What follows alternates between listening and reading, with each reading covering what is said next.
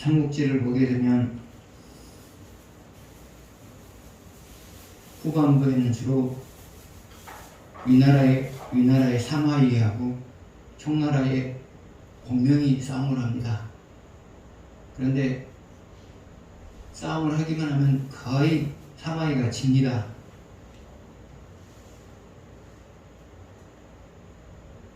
그래서 사마이는 될 수 있는 대로 싸움을 하지 않으려고 해요. 싸움을 하기만 하면 지거든요. 그러니까 부하들도 불만이 많았어요. 왜 싸우지 않느냐. 근데 싸우면 지거든요. 그러니까 안 싸우는 거예요.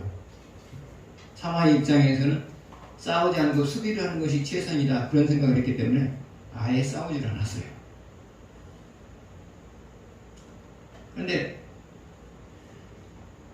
사마이와 공명 간의 싸움에서 사마이가 이긴 적이 몇 번 있어요.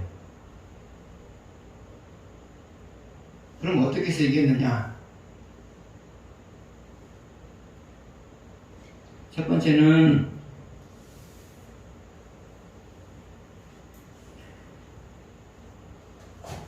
청나라 군사에게로 공명의 병사들에게 오는 보급로를 차단했어요. 보급로를 차단했어요. 그러니까 더 이상 청나라로부터 공명에게 식량이랄지 군수물자가 오지를 못하게 된 거예요. 그러면 싸울 수가 없거든요. 그래서 하는 수 없이 공명이 물러갔어요. 그래서 이것이 아마 첫 번째로 공명을 사마이가 이긴 것이다, 그렇게 말할 수가 있어요. 그러니까 힘으로 이긴 게 아니고요, 보급로를 차단함으로 말미암아 이겼던 거예요. 또 두 번째로 이겼을 때가 언제였느냐? 공명에 속한 청나라 황제가 혹시 공명이 반란을 일으키지 않을까, 그런 생각을 가지고 전장에 나가 있는 공명을 본국으로 소환을 했어요. 그러다 보니까 할 수 없이 병력을 물릴 수밖에 없었죠. 그래서 두 번째로 진 거예요. 그러니까 사마이가 이긴 것은 힘이 더 세서 이긴 게 아니고요, 이길 수밖에 없는 상황이 주어지니까 이긴 거예요.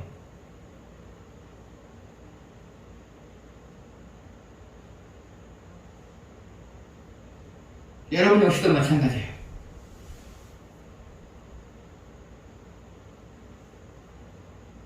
여러분이 힘이 더 세서 하나님께서 여러분을 하여금 승리하게 하는 방법은 힘이 더 세게 만들어서 승리하게 할 때도 이길 수 있게 만들기도 하고요,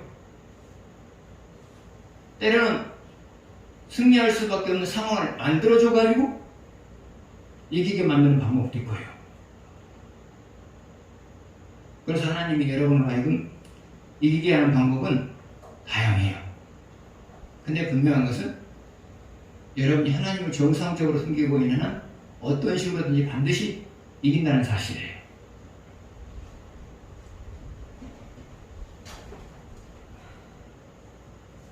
첫 번째 문제 보시겠습니다.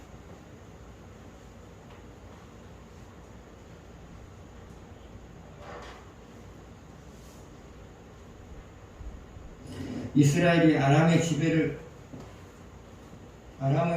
받게 된 이유는 무엇일까? 2절에서 3절을 보시겠습니다. 같이 읽겠습니다. 여호와 보시기에 악을 행하여 이스라엘에게 범죄하게 한 느바시 아들 여로보암의 죄를 따라가고 거기서 떠나지 아니하였으므로 여호와께서 이스라엘에게 모아서 늘 아람 왕 하사엘의 손과 그의 아들 베나다의 손에 넘기셨더니, 이스라엘이 아람의 지배를 받게 되었어요. 그 지배를 받은 이유는 뭐냐? 요아스 왕인가요? 그렇죠. 요아스 왕이죠. 요아스 왕이 여로보암의 길을 따랐기 때문이다, 그렇게 말하고 있어요. 요아스 왕이 여로보암의 길을 따랐기 때문이다, 그렇게 말하고 있어요. 그러면 여로보암의 길은 무엇이었느냐? 자기가 우상을 섬겼어요. 그리고 백성들로 하여금 우상을 섬길 수밖에 없는 분위기를 만들었어요. 한마디로 말해서 여로보암의 길이라고 하는 것은 뭐냐? 자신도 우상을 섬기고 백성들도 우상을 섬길 수 있는 분위기를 조성하고, 이게 바로 여로보암의 길을 따랐다는 말이 의미해요.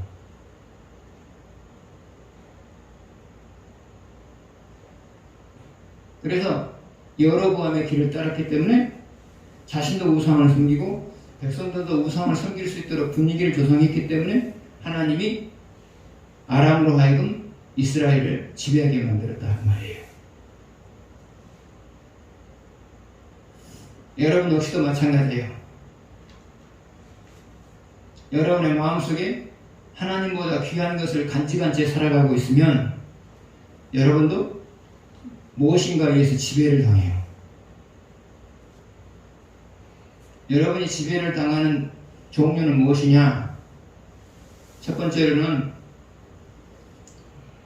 여러분보다 힘 있는 사람에 의해서 지배를 당해요. 이것도 참 힘들거든요. 두 번째로 여러분이 해결할 수 없는 인생의 문제에 의해서 지배를 당해요.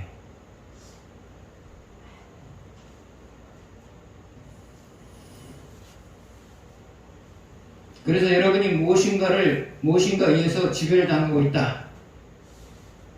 그것은 여러분의 마음속에 하나님보다 귀하게 여기는 것을 간직하면서 살고 있다는 증거예요. 그래서 무엇인가에 의해서 지배를 당하고 있으면 하나님보다 귀하게 여기는 것을 찾아내어서 그것을 버리셔야 돼요.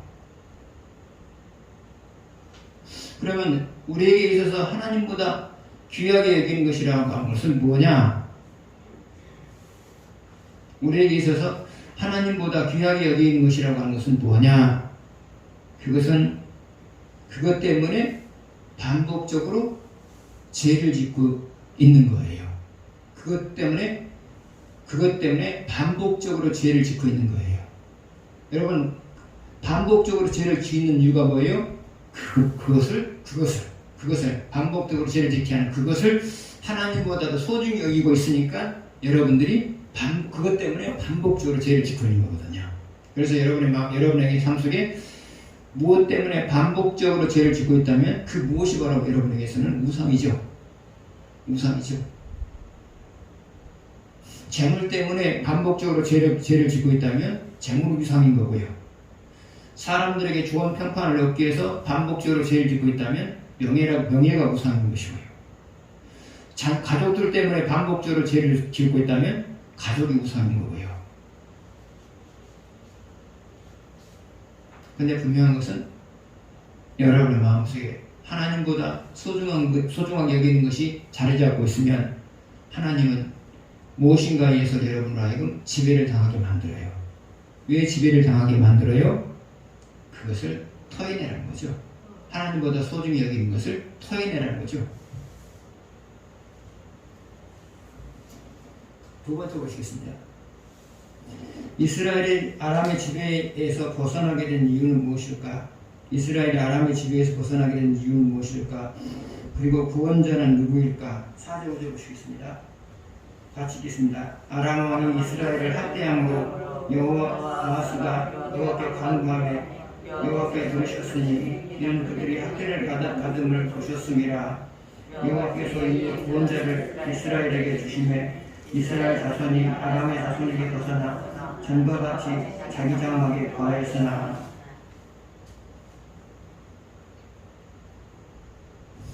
이스라엘이 아람의 지배에서 벗어났어요.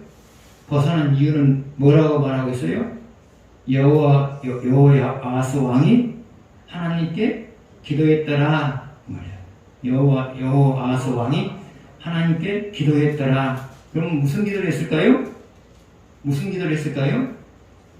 회개 기도를 했겠죠? 그죠? 하나님, 이제부터는 우리가 우상 숭배를 하지 않겠습니다. 회개 기도를 했겠죠?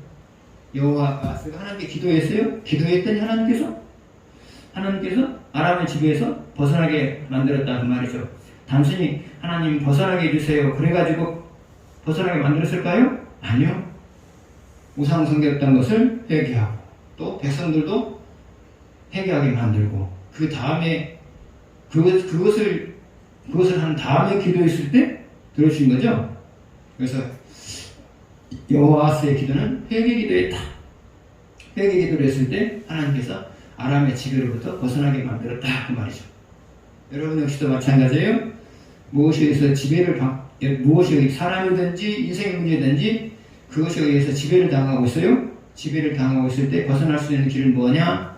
하나님, 내가 더 이상 하나님보다 더 소중히 여기는 것을 간질간질 살지 않겠습니다 라고 회개했을 때 하나님께서 지배에서 벗어나게 만들어요.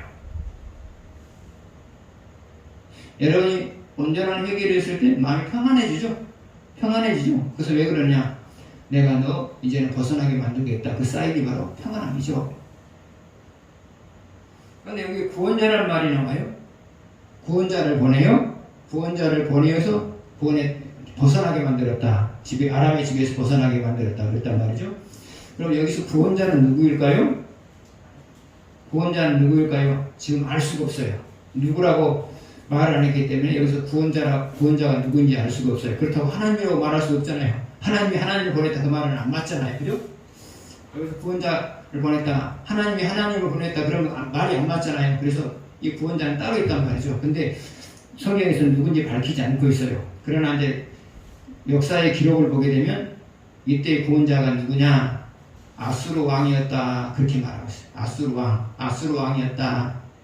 그러면 아수르 왕이 이스라엘을 아람의 지배에서 벗어나게 한 이유가, 벗어나게 하는 방법이 무엇이었느냐?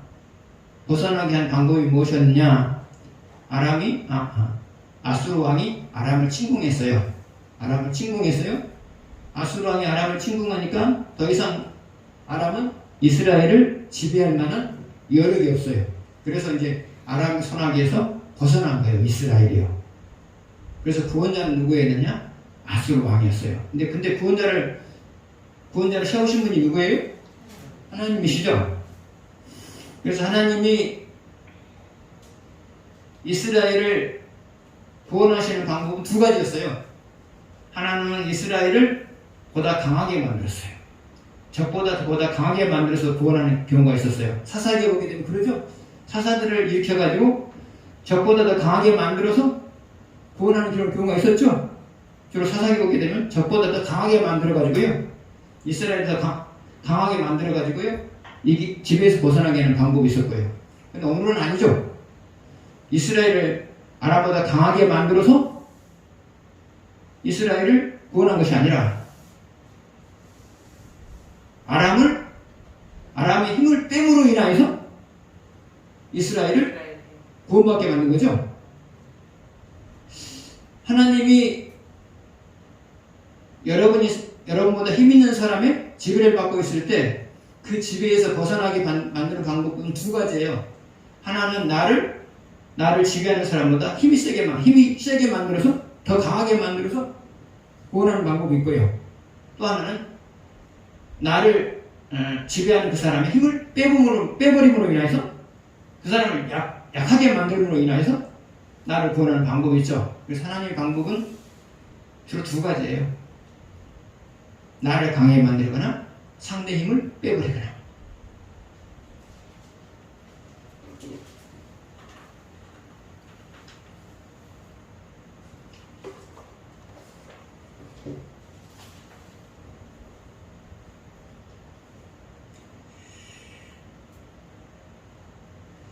근데 한 가지 우리가 또 중요한 게 있어요.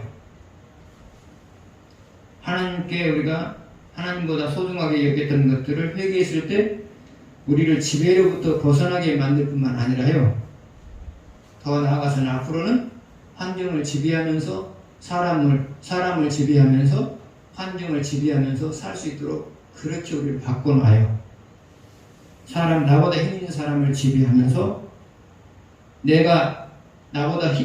힘으로 해결할 수 없는 인생의 문제도 지배하면서 살아갈 수 있도록 나를 그렇게 바꿔놔요. 그래서 온전한 회개라고 하는 것은 벗어날 뿐만 아니라 결국은 또 이기게 만드는 거죠. 모든 상황들을. 세 번째 보시겠습니다. 하나님이 구원자를 보내셔서 이스라엘을 구원해 주셨다. 그 이후에 이스라엘이 사는 건 어땠는가? 6절에 같이 보시겠습니다. 그들이 이스라엘에게 범죄하게 한 여로보암의 집에 죄에서 떠나지 아니하고 그 안에서 따라 행하며 또 사마리아의 아세라 목전을 그냥 두었더라.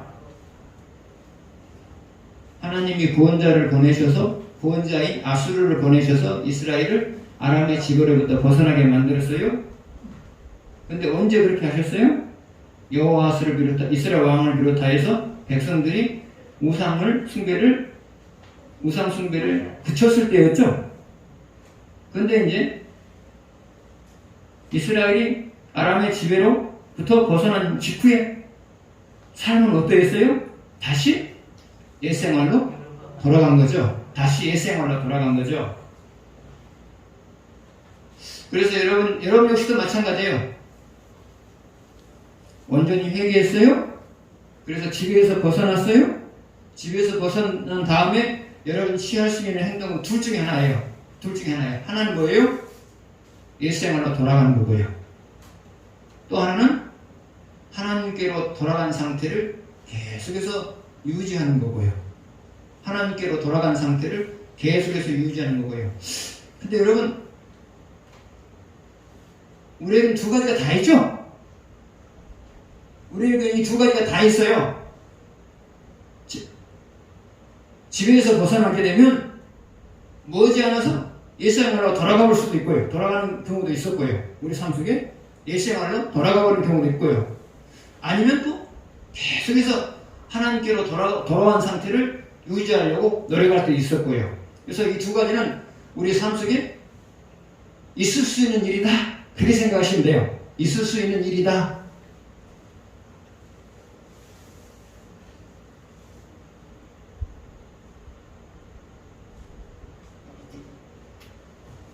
사절 보시겠습니다. 네 번째 보시겠습니다. 이스라엘이 아람에 의해서 초토화된 이유는 무엇인가? 7절 보시겠습니다. 7절 같이 보시겠습니다. 아람 왕이 여호와스의 백성을 멸절하여 타작마당에 특별같이 되게 하고 마병 50명과 병거 10대와 보병 10,000명에는 여호와스에게 남겨두지 아니하였더라. 이스라엘이 아람에 의해서 다시 초토화가 된 이유는 뭐죠? 그것은 옛생활로 돌아갔기 때문이죠. 옛생활로 돌아갔기 때문이죠. 여러분 역시도 마찬가지예요. 온전히 회개한 다음에 옛생활로 돌아가게 되면 또 다른 징계가 와요. 또 다른 징계가 와요. 옛생활로 하나님께 온전히 돌아왔다가 다시 옛생활로 돌아가게 되면 또 다른 징계가 기다리고 있어요. 그렇잖아요. 오늘 말씀 보면 그렇잖아요. 그러나 여러분이 지배에서 벗어난 이후에 하나님께로 돌아온 상태를 계속해서 유지하게 되어지면 여러분의 삶 속에 신앙생활 잘하는 자에게 주어지는 복들이 주어지는 거죠. 주어지는 거죠. 그래서 여러분 하나님께로 돌아왔으면 돌아온 상태를 유지하려고 많이 노력하셔야 돼요. 전에 한번 그런 제가 예화를 든 적이 있는데요. 고무줄은 그때는 느려지지만 놔두면 원래대로 돌아오죠. 고무줄은 그때는 느려져요. 그러나 손을 놔버리면 원래의 모습대로 돌아오죠. 우리 역시도 그래요. 하나님께로 돌아왔지만 조그만 긴장을 풀어버리면 다시 일생활로 돌아가요. 이게 인간의 모습이에요.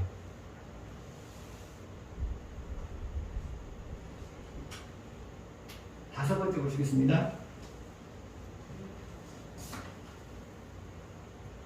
엘리사가 죽을 병에 걸리자 이스라엘 왕 요아스가 그에게로 내려가서 한 말은 무엇인가? 14절 같이 보시겠습니다.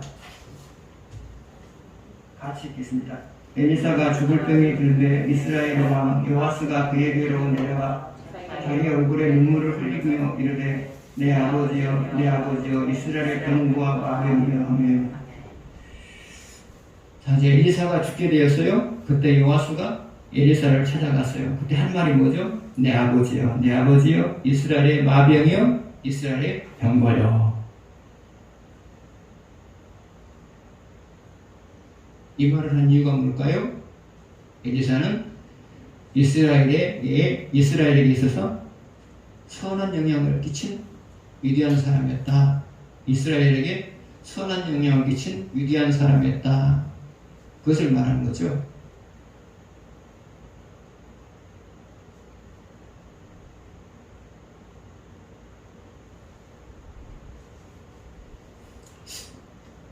고대 이렇게 사회에 보게 되면 상부라는 게 있어요.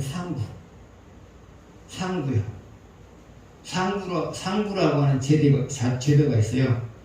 상부가 뭐냐면 신하 중에 믿을 만한 사람, 존경할 만한 사람을 자기 아버지로 모시고 왕이 아버지로 모시고 그분에게 도움을 받는 거예요. 이런 게 이제 상부제도라고 그러거든요.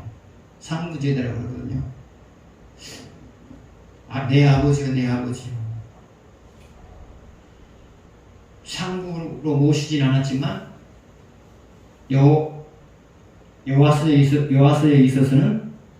있어서 엘리사는 상부와 같은 존재였다. 상부와 같은 존재였다. 그렇게 볼 수가 있겠습니다.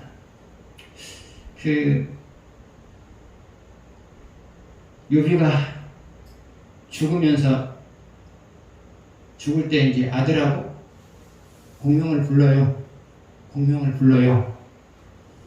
그러면서 아들에게 공명이 인사를 큰절을 하게 해요. 오늘부터 너는 공명을 상부로 여기고 공명의 도움을 받아서 내가 죽은 다음에 공명의 도움을 받아서 네가 이끌어갔으면 좋겠다. 나라를 이끌어갔으면 좋겠다. 예, 그렇게 하죠.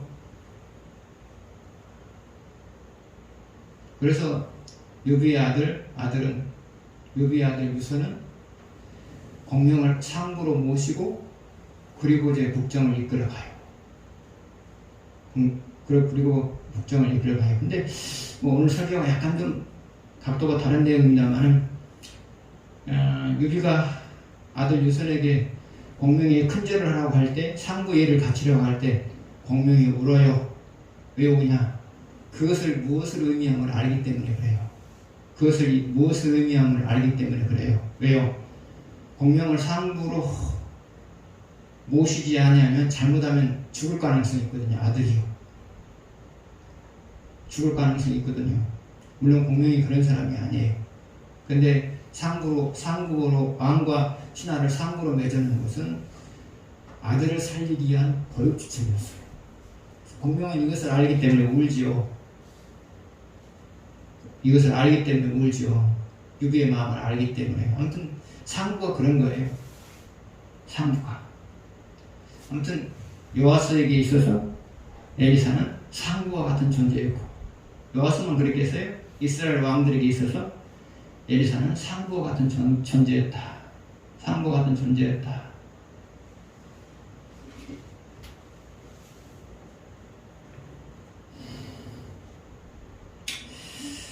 자, 우리가 인생을 잘 살았다고 하는 것은 무엇으로 알 수 있을까요?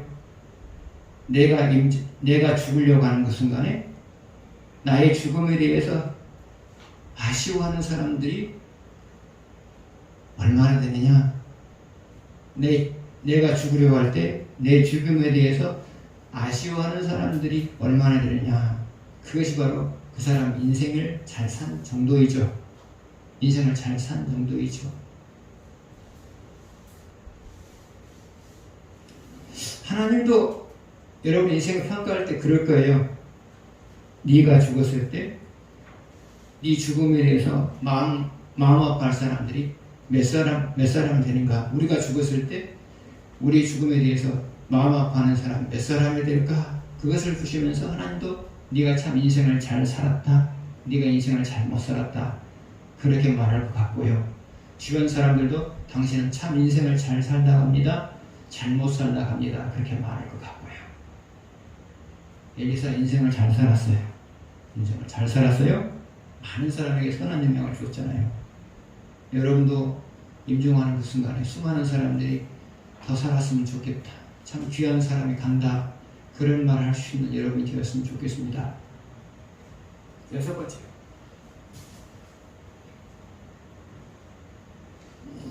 요아스가 화살로 땅을 친 햇수는 아람 왕과의 전쟁에서 이기는 햇수와 비례한다. 그런데 요아스는 엘리사가 화살을 땅을 여러 번 치기를 기대했지만 3번만 치고 만다. 그 이유는 무엇일까? 15절에서 18절 보시겠습니다. 엘리사가 그에게 이르되 활과 화살들을 가져오소서 하는지라. 활과 화살들을 그에게 가져오매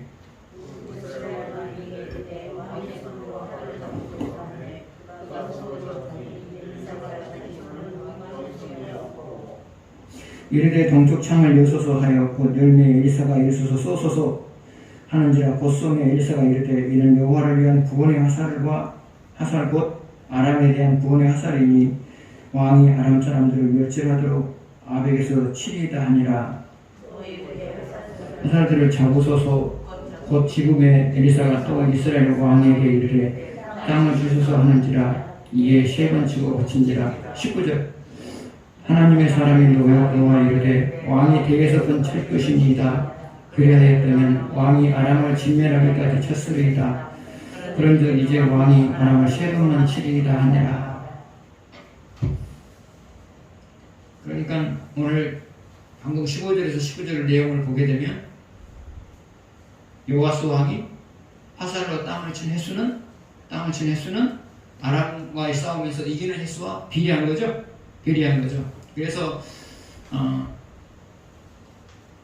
엘리사가 요아스에게 활로 땅을 치라고 할 때는 여러 번 치기를 기대하면서 치라고 한 거죠. 그런데 3번만 치고 말았어요. 왜 3번만 치고 말았을까요? 첫 번째로는 엘리사가 말한 의도를 파악하지 못했기 때문이죠. 엘리사가 말한 화살로 땅을 치라고 하는 말의 의도를 파악하지 못했기 때문이죠. 두 번째로는 요아스의 분복이 그 정도였기 때문이에요. 그 정도였기 때문이에요.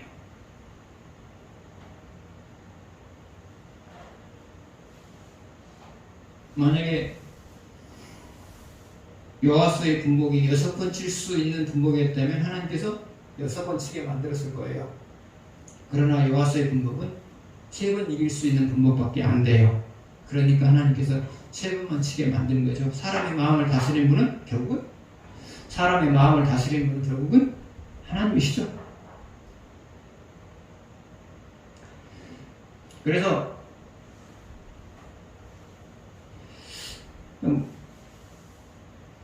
목사가 성도들을 위해서 기도를 하잖아요. 성도 전체를 위해서 기도하잖아요. 치유의 기도도 할 때 있고 마지막에 두 가지 종류로 기도하죠. 2종류의 기도를 하죠. 처음에 마지막 마치는 순간에 치유의 기도를 하고요. 그 다음에 축복 기도를 하죠. 그런데 치유의 기도를 해도 그 치유의 기도에 의해서 영향을 받은 정도는 각자가 달라요. 그 치유의 기도에 의해서 영향을 받은 정도는 각자가 달라요. 무엇에 의해서요? 분복에 의해서 달라요. 다시 말하면 그 사람이 하나님 앞에서 어떻게 살았냐에 따라서 다르단 말이죠. 똑같이 전체를 놓고 치유 기도를 하잖아요. 그러나 각자마다 그 영향을 받는 정도는 달라요. 그러면 그 영향을 받는 정도는 무엇에 의해서 좌우될까요? 그 사람이 하나님 앞에서 어떻게 살고 있느냐, 그것이 있어 다른 거예요. 또 하나요. 마지막으로 축복 기도를 하죠. 축복은 축복 기도잖아요. 모든 성도를 대상으로 축복 기도를 하지만 축복을 받는 정도는 각자에 따라서 달라요. 왜 다르느냐? 하나님은 그 사람이 하나님 앞에서 어떻게 살았냐에 의해서 복의 정도를 결정하기 때문에 그래요. 그래서 결국은 복이라고 하는 것은 그 사람이 하나님 앞에서 어떻게 살고 있느냐, 그것이 문제죠. 요아스 100번 쳤으면 100번 이겼어요. 100번 쳤으면 100번 이겼어요. 근데 3번밖에 못 쳤어요. 왜 그렇다고요? 요아스의 삶은 3번의 복을 받을 수 있을 만큼의 삶이었기 때문에 3번밖에 못 친 거예요.